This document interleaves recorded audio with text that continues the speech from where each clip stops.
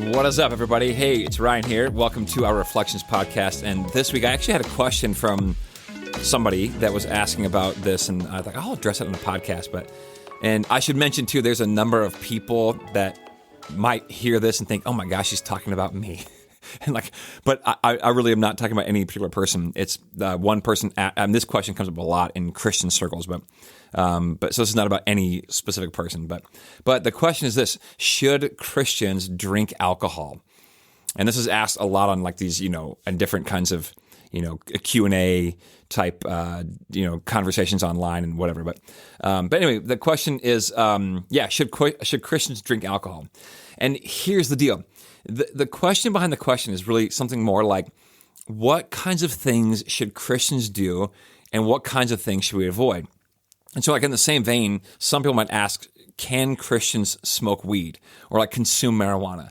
What about like psychedelics or other type things like this, nootropics and whatnot. The thing behind the thing really is like, what does it mean to be a Christian and how should we behave in the world? There's also, if we're honest, some bit of us when we ask this, like, hey, what can I do and kind of still be in? You know what I mean? Like some people are asking, hey, can I do this and still like be included in whatever, being a Christian or whatever? And so like, what can I do and still kind of be in? So, okay, I'll talk about the alcohol first, and then the alcohol is kind of like a small picture of the whole thing, and maybe we can land on some ways to address all the things that we do in our life. But in the Bible doesn't really talk about should you or should you not drink alcohol per se. It does talk a lot about drunkenness. Like in the Bible, a number of times, drunkenness is addressed. And the Bible says, like, basically don't engage in drunkenness and drunken behavior.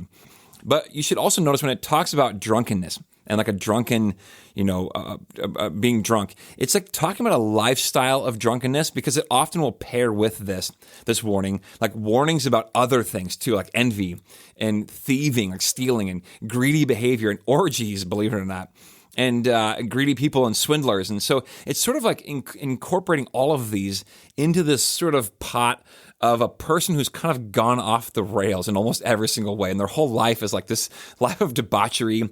And you'd look at them and, oh my gosh, like that person's gone off the rails. And so the Bible talks a lot about like life versus non-life. And Jesus, for example, came to give you life and life to the full. And in the Old Testament, in the Hebrew Bible, the laws were a way for the people to behave that produced life. And these are like general laws. There's a bunch of them, but like, in the 10 Commandments, for example, like don't steal, don't murder. These are things that actually help foster life, creativity, and, social belonging and collaboration, these kinds of things. And so Jesus comes, he's like, I came to give life. And when you look at a person whose life is sort of characterized by, envy and drunkenness and orgies and thieving and greedy behavior and swindling, like these things generally lead to non-life. Now, we can argue about whether or not it's fun in the moment or are there certain elements that are kind of energizing, but if we all did this, life would be chaotic and really it would be like some sort of non-life. But here's the question that I ask a lot when I'm asked this question, like, hey, Ryan, can I drink alcohol? Even if I'm not being drunk or living this life of drunkenness, can I drink alcohol? Or can I use marijuana? Can I use psychedelics?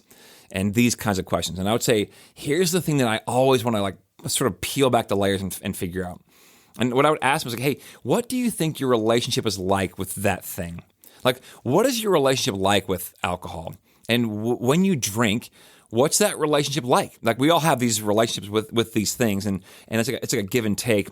And what is it like? Why do you drink? What is it doing for you? And I think a number of folks that I know would qualify their relationship with alcohol, and many of them anyway, not all of them, but they would say it's probably not good. Like they might say that the alcohol in some ways has a grip on them. I know that people say, I could stop anytime I want to, or I could quit whenever I want, but a lot of folks really couldn't. I might also ask, like, does it have a grip on you? Do you shape your day around it? Like, do you long for or look forward to the weekend just so you can drink? Might you change your plans because of this thing? Like, would you like not go out because I want to just stay home and drink, or I'll go there if they have alcohol, or I won't go there because they don't have alcohol. Like, do you have alcohol, or does the alcohol have you? Has it become a god in your life? If you're brutally, like, gut-wrenchingly honest, Has alcohol become this god in your life in which your whole life begins to circle and center around this thing? If that's the case, then it's really an unhealthy relationship with alcohol. Like, do you feel like you need to drink? And also, you might ask, like, when you're drinking, are you drinking to kind of check in or to check out? Are you drinking? And many of us do this. Many of us do this. Like, are you drinking to numb out, or like the song says, to drown your sorrows? Because like you too said, your sorrows will eventually learn to swim. But are you drinking to try to be somebody you're not? Or like maybe you could ask, like, how am I when I drink? Like, how do my friends perceive me when I'm drinking? Do they get nervous around me? Does my spouse get nervous? Are my kids nervous when they watch me drink? And then I would ask, like, what is the fruit of all of it? And so you could ask all these questions about any of these things: psychedelics, or using marijuana, or drinking, or tobacco, or even nootropics, or things like sex or coffee. I mean, coffee is a stimulant. Coffee is considered a drug. I mean, caffeine is this incredibly mood-altering substance. And but what's our relationship like with coffee and caffeine, or sweets, or working out at the gym, or being a super good Christian? Some of us get a high off of that, and our life revolves around like being a really good person. All of these things can become idols in our lives that kind of rule over us. And I'm just telling you, this is not freedom. This is bondage. This is not the abundant life that Jesus came to give us. And so rather than like giving one pat answer for all of these, like, I don't know if it's good for you to drink alcohol or not. I have no idea. What's it mean for you? What is it like in your life? Does your life revolve around it? Does your family get nervous when you do it? Would you alter your plans to just include it or not include it? Has it become an idol or a god in your own life? And do you need it? Does it like numb out something in you because here's the thing, often we will numb out certain emotions or feelings, and because we don't want to feel them. And sometimes those emotions, those feelings have a message for us. There's a thing in there that we need to learn about ourselves or about a life. And when we numb out, we miss that message. And so why are you drinking? Why do you need to do it so badly? Paul, I love this in 1 Corinthians. Paul says this. He says that all things are lawful. What? He said, but not everything is beneficial. So all things are lawful, but not all things build up. No one should seek their own good, but the good of others. I love that. Here's what the message, so Eugene Peterson says it this way. He says, hey, looking at it one way, you could say, this is Eugene Peterson, anything goes. Really? Anything, Eugene? Or Paul? But he says, anything goes because of God's immense generosity and grace. We don't have to dissect and scrutinize every action to see if it passes muster. But the point is not to just get by. We want to live well. And our foremost efforts should be able to help others live well also. So that's it. I love it. Paul says all things are lawful. Like really anything's game, anything's on the table, but not everything's beneficial. So yeah, you can drink alcohol. You can, according to the law, you can drink it, but is it beneficial? And does it help build up others around you? Some of you might say yes. Oh, great, then it's probably fine for you to do that. Others might be like, no, I don't. Or maybe you have a recovering alcoholic as a good friend or a spouse, and you're like, no, I'm going to not drink because they're not drinking. I don't want to knock them off the wagon. And so those are all really important questions to ask about all the things in our life that we might possibly be addicted to. So that's it. I think that's the answer. Like, what's good for you? What's good for your soul? What's good for your community, your family, your friendships, for those watching you live your life? What helps others? Now, look, one quick caveat. There are some things that I think just are not good to touch.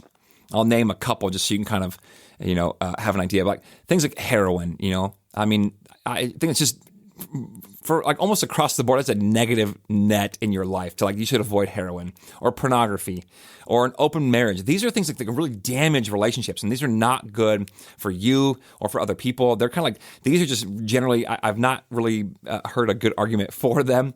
And so, but there are other things that are not quite as, on the edge of the line there that are, you got to kind of wrestle with them. But I would say do it honestly. Be honest with yourself. And be honest, and ask your family and your friends, and ask them, hey, what is it like, and what do you see in me, and ask yourself these questions, and be brutally, gut-wrenchingly honest about these things. All right, I hope that helps. Love you guys. Peace.